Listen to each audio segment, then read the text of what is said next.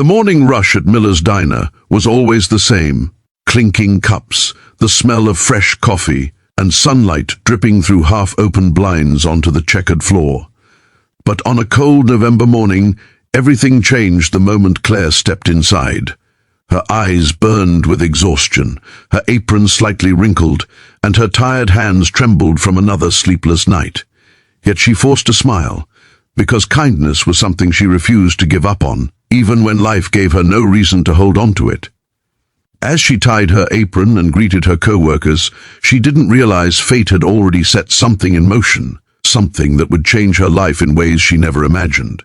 Because today, like every day, an old man sat silently in the corner booth by the window, waiting for her, and the kindness she had been giving him for months was about to come back to her in a way that would shake everyone in that diner to the core.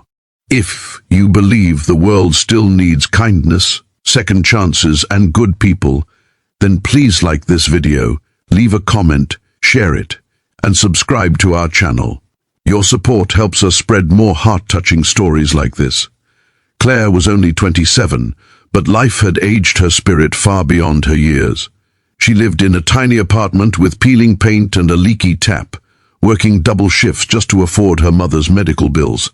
After her father passed away, everything fell on her shoulders: responsibility, survival, and the weight of holding a family together. She barely afforded bus fare, skipped meals to save money, and often cried herself to sleep so quietly that even her mother in the next room wouldn't hear. But what made her different was her heart. Even when she had nothing, she still found a way to give.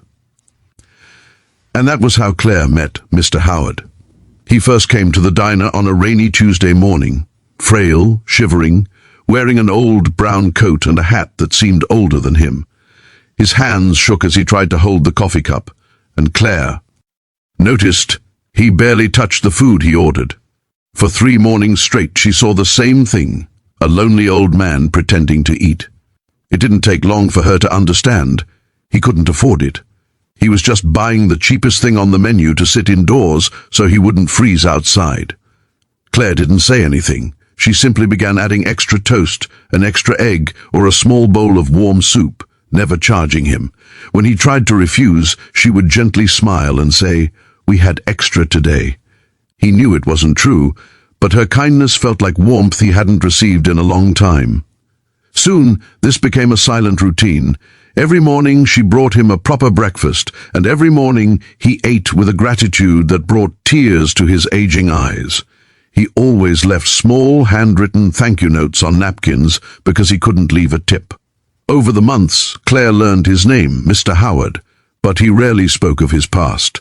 The only thing she knew was that he lived alone in an old apartment and had no family visiting him. The other customers ignored him. Some judged him, and a few even complained that he made the diner look sad. But Claire stood beside him like a daughter would. She cleaned spills, helped him with his coat, cut his toast into small pieces so his shaky hands wouldn't struggle.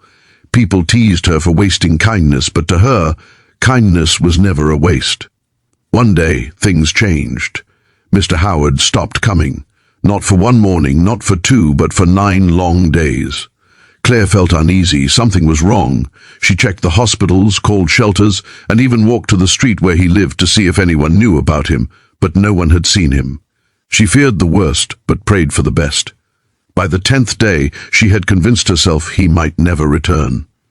Then, on the 11th morning, the diner door opened and gasps filled the room.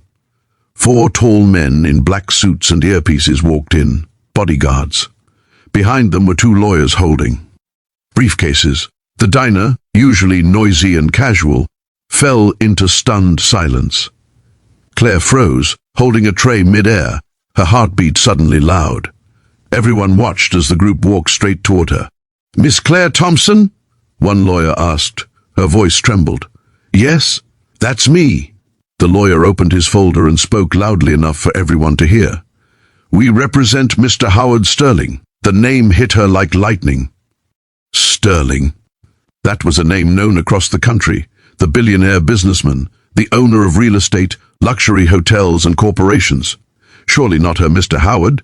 Surely not the fragile man who wrote thank you notes on napkins because he had nothing to give? The lawyer continued, explaining that Mr. Howard Sterling had been extremely ill and was now in a private medical facility. Claire's legs weakened.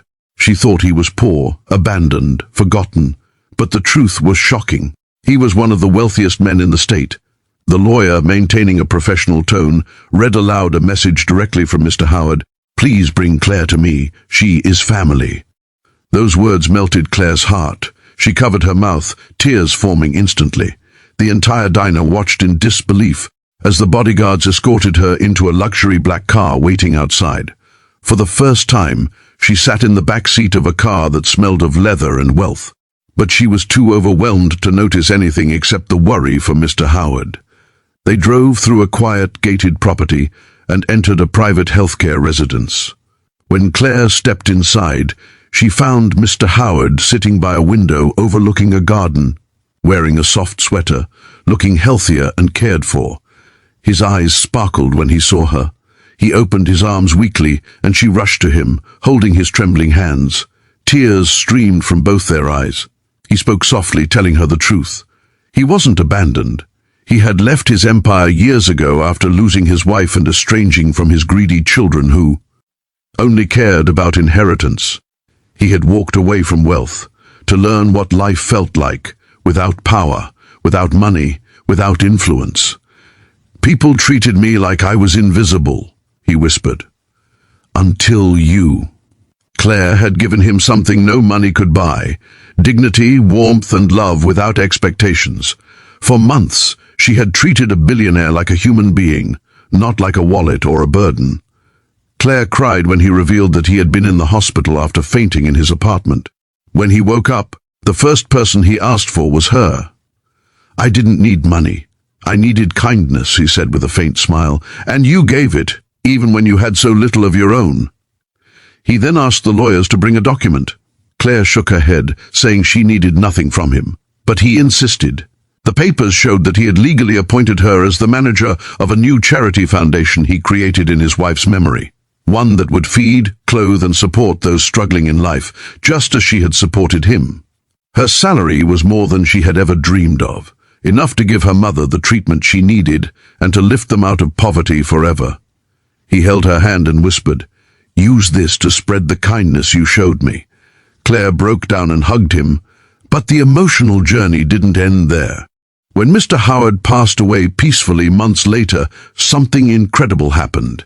At his memorial, people expected to see his wealthy children receiving some grand inheritance. Instead, the lawyers announced that Mr. Howard had donated most of his fortune to the foundation Claire was leading. His children received nothing but a letter: "You valued my money, not my heart. Claire valued my humanity when I had nothing. She is my true family." That day, the world learned a lesson. Claire stood on the stage at the memorial and spoke from her heart. She shared how a simple act of kindness can change a life, how giving someone warmth can rebuild their hope, and how treating people with dignity can heal invisible wounds. The audience, filled with powerful businessmen, officials, and ordinary people, had tears in their eyes as she ended with the words, "You never know when your kindness is the only light in someone's darkness." Claire didn't just become wealthy. She became a symbol of compassion. The foundation expanded across cities, opening community kitchens, shelters, and support centers. Her mother recovered with the best treatment, and Claire hired staff who had once been homeless or abandoned, giving them a chance, just as she had given Mr. Howard warmth when the world turned cold. Every morning, Claire visited the diner, ordered 2 cups of coffee, one for herself and one for Mr. Howard's memory, and left a thank you note on the table, just like he once did for her.